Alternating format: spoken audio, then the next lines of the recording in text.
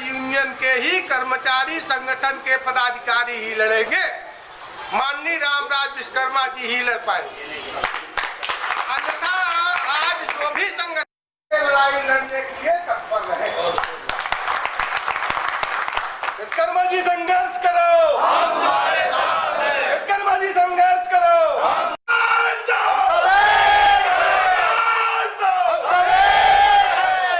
कर्मचारी यूनियन का प्रदेश अध्यक्ष हूँ। आज करीब शोषण हो रहा है संविदा कर्मचारियों को किलोमीटर के हिसाब से नौकरी करते थे। पहले किलोमीटर और 3000 और 7000 प्रोत्साहन मिलता था। 3000, 7000, 4000 प्रोत्साहन भी पूरी तरह से काट दिया गया। इस लॉकडाउन के दौरान जहां कर्मचारी को 10,000, 12,000, 15,000 वेतन मिलता था, आज वहां पे 3000 और 2000 रुपये वेतन मिलता है। 7000, 4000 प्रोत्साहन काट दिया गया। संचालन उतना ही हो रहा है, कर्मचारी उतना ही काम कर रहा है, ड्यूटी कर रहा है। डबल चालक दिल्ली जाता है तो उसको आधा किलोमीटर दिया जाता है, आधा वेतन। ये कहाँ का न्याय है? आज मैं चाहता हूँ कि जितना मूल वेतन होता है नियमित कर्मचारियों को, वो मूल वेतन पे तो कर्मचारी को नहीं दिया जा रहा है, उसको भी काट दिया गया। लोड फैक्टर पे इस लॉकडाउन में बसों में यात्री नहीं बैठते, फिर भी लोड फैक्टर आएगा तो वेतन दिया जाएगा। अब लोड फैक्टर नहीं आ रहा है तो वेतन आधा हो गया। ये कहाँ का न्याय है? माननीय मुख्यमंत्री जी योगी आदित्यनाथ जी इस बात पर कि कोरोना के टाइम पे इन्हीं चालक प्रचालकों ने 10 लाख मजदूरों को ढोया और आधा वेतन लेके अपने बच्चे को जिलाया। न जाने कितने लोग कोरोना के शिकार हो गए, उनके इलाज के लिए कोई पैसा नहीं। आज हम इसलिए यहाँ पे मीटिंग बुलाए हैं कि अगर 15 दिन के अंदर पूरा वेतन जो पूर्व में मिलता था कर्मचारियों को नहीं दिया गया तो संविदा कर्मचारी यूनियन अब अपने आंदोलन पे उतरेगी। किसी प्रकार का कोई समझौता नहीं करेंगे जब तक हमारा पूरा वेतन कर्मचारियों को नहीं दिया जाता। डॉक्टर राजशेखर जी हैं, हमने उनसे भी बात की 2 हफ्ते पहले। उन्हें कहा भी हमने कि माननीय महोदय ये संचालन पूरा कर्मचारी करता है। महानगर परिवहन सेवा सिटी बसें हैं, पूरे 7 महानगर में चलती हैं, वो भी बसें चला रहे हैं, उनका प्रोत्साहन पूरा दे दिया जाए।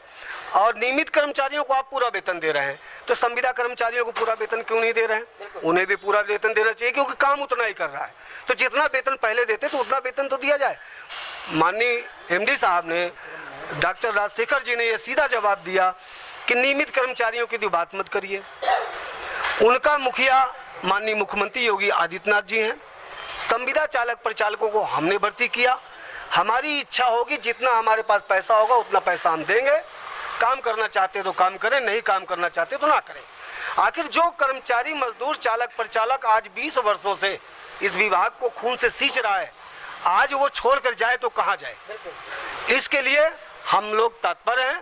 अगर माननीय योगी जी इस पर ध्यान नहीं देते हैं तो हम लोग संगठन के स्तर से पूरे प्रदेश में हम अपने हक की लड़ाई के लिए रोड पर उतरेंगे। मान जाए तो अच्छी बात है, नहीं तो परिवहन निगम का एक ही मात्रा रास्ता जाम। माननीय प्रबंध निदेशक महोदय डॉक्टर राजशेखर जी एक बहुत बड़े सूझबूझ के और IAS MD हैं।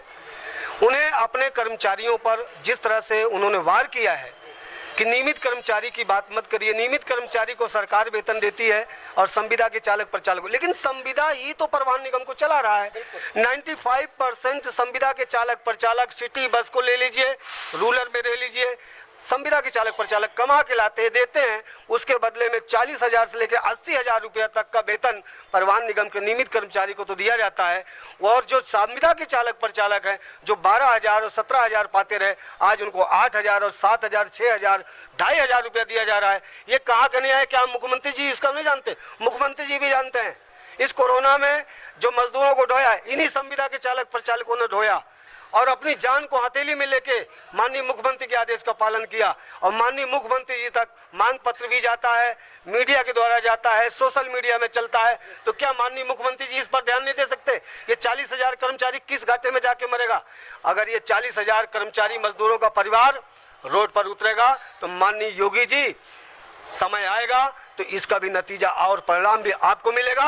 जो परिणाम हमने काम पीछे किया लॉकडाउन में, उसका परिणाम आज मिला कि हमें आधा वेतन दिया गया।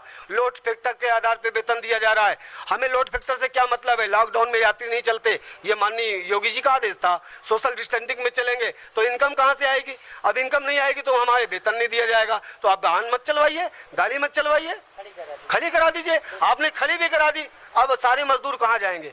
तो माननीय महोदय, मैं सिर्फ इतना कहना चाहता हूं कि माननीय मंत्री जी योगी आदित्यनाथ जी अपने इस जनता पर ध्यान दें, इन चालक परिचालकों पर ध्यान दें, क्योंकि ये परिवहन विभाग जनता की सेवा करता है। अगर इन पर कोई विरोध किया तो परिवहन निगम का हर एक कर्मचारी जनता के बीच में अपनी आवाज लेके उतरेगा, पूरे गांव-गांव में लेके आवाज उतरेगा कि बीजेपी सरकार ने हमारा संरक्षण कहाँ दिया। परिचालक और जो वायु स्रोत कर्मचारी हैं आउटसोर्सिंग में, सिटी बस और रूरल मिला के लगभग 45 से 46 हजार कर्मचारी संविदा के आधार पर काम करता है। जो प्रदेश अध्यक्ष श्री रामराज विश्वकर्मा ने इस बात को आप मीडिया के आगे रखी, तो मैं भी प्रदेश वरिष्ठ उपाध्यक्ष होने के नाते रख रहा हूं कि 15 दिन के अंदर यदि योगीनाथ जी ने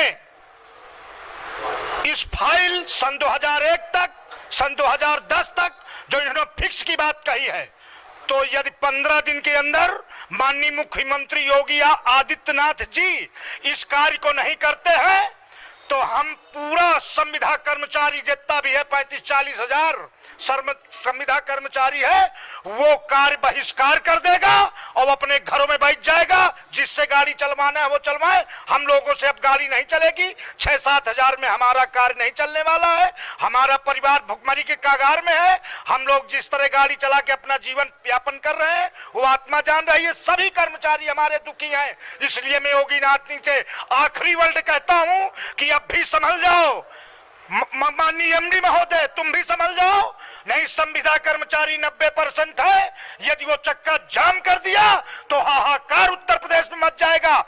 हम तो गरीब हैं, गुरुवत्त गीत गाएंगे और अब की ना चाहते तो 22 में बताएंगे। कुमार तिवारी, मैं इलाहाबाद से, प्रयागराज से बोल रहा हूँ। अब घर परिवार कैसे चल रहा है और जो सरकार से आपके संगठन ने मांग रखी, किस तरह से आप लोग मांग रखना चाहते हैं? मांग हम लोग क्या रखना चाहते हैं, पहली बात तो यहाँ ये है कि 2016 में ये हुआ था कि संविदा कर्मचारी को एक फिक्स वेतन दिया जाएगा। इनको एक, आप लोगों को कितना मिल रहा है? हम लोगों को केवल वर्क पे मिल रहा है। एक सुझाव दिया जा रहा है कि आप संविदा हैं, और हमारे एमडी साहब से अगर पूछा जाए तो वो कहते हैं कि मेरे विभाग में संविदा है ही नहीं, क्योंकि मेरे यहाँ वर्क पे वेतन रखे गए हैं।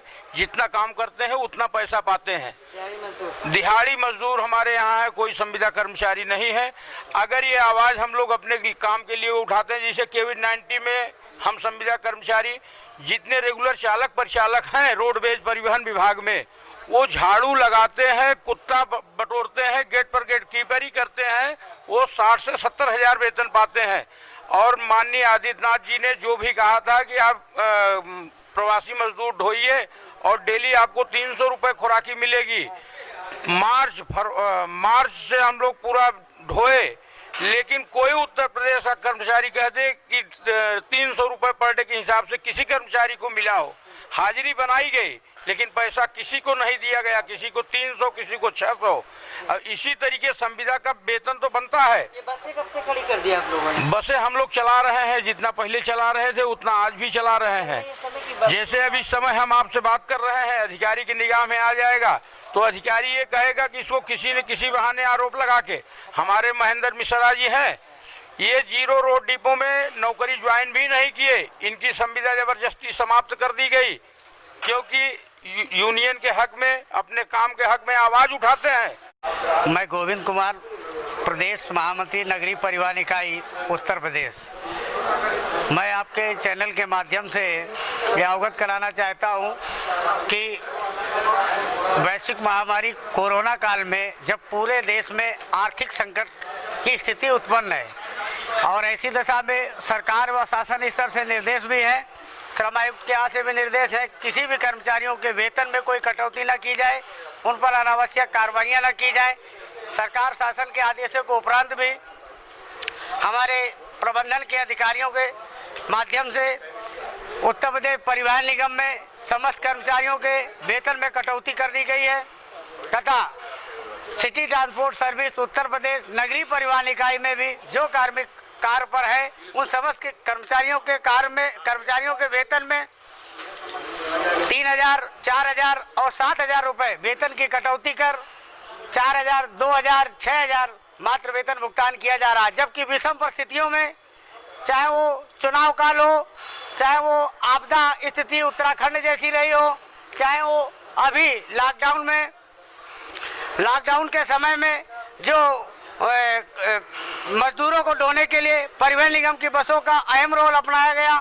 वहाँ पर हमारे संविदा कर्मचारियों ने ही जनता की सेवा कर महत्वपूर्ण अपने योगदान को प्रस्तुत कर हमारे प्रदेश एवं देश की जनता का सहयोग प्रदान किया। उसके उपरांत भी स्थिति आज ये उत्पन्न है कि 35 से 40 हजार कर्मचारी जो परिवहन निगम का, 7 से 8 हजार कर्मचारी नगरीय परिवहन इकाई यानी 46 हजार लगभग कर्मचारी, जिनके साथ में 5-5 व्यक्ति का लगभग परिवार मान लीजिए तो 2.25 लाख जिन पर आश्रित परिवार आज भुखमरी की स्थिति में है, उसका जिम्मेदार प्रबंधन एवं उसकी देखरेख, उसके संरक्षण सरकार के द्वारा जो है, मैं आग्रह करना चाहता हूं आपके चैनल के माध्यम से कैसी अनावश्यक और नियम विरुद्ध उत्पीड़न एवं कर्मचारी हित में लिए गए, कर्मचारी के विरोध में लिए गए प्रबंधन द्वारा निर्णय को निरस्त कराते हुए कर्मचारियों को पूर्व में मिल रहे जो लाभ एवं उनके हित में जो संवैधानिक एक वेतन की नियमावली है उसके अनुरूप भुगतान करने की कृपा की जाए।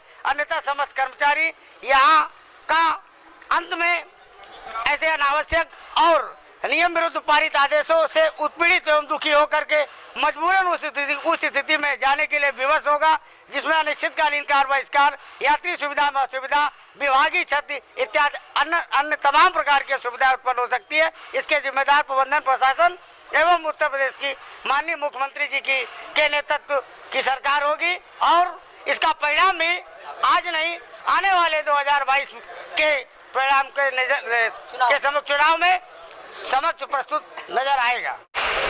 देखिए किस तरह की आज ये बैठक है कर्मचारियों के लिए, आखिर इसमें किस तरह का कदम आप लोग? देखिए गरीब मजदूर हैं और ये बड़ा काम भी करते हैं, जैसे कोरोना जैसी भयंकर महामारी में इन लोगों ने बड़ी मेहनत की है। इन लोगों के बताए अनुसार कि जैसे इनको 7,000-8,000 रुपये वेतन मिला है तो गलत है, इनको समथिंग 20,000 से कम वेतन इन्हें न दिया जाए और ये लोग अपनी जान जोखिम में ले करके, जैसे अभी सवारी ढोए बहुत सारे ऐसे व्यक्ति रहे, कल इनका एक्सीडेंट हो जाए, इनके पास कोई हादसा घट जाए तो इनके परिवार को कौन भरण पोषण करेगा। तो इनकी कम से कम 20,000 सैलरी दी जाए और ये अपना मांग पत्र बनवा रहे हैं। मांग पत्र अपना बनवा लें, हम इनके सदस्यों की माननीय मुख्यमंत्री जी से मुलाकात कराएंगे और हम चाहेंगे कि इनका मांग पत्र पूरा किया जाए।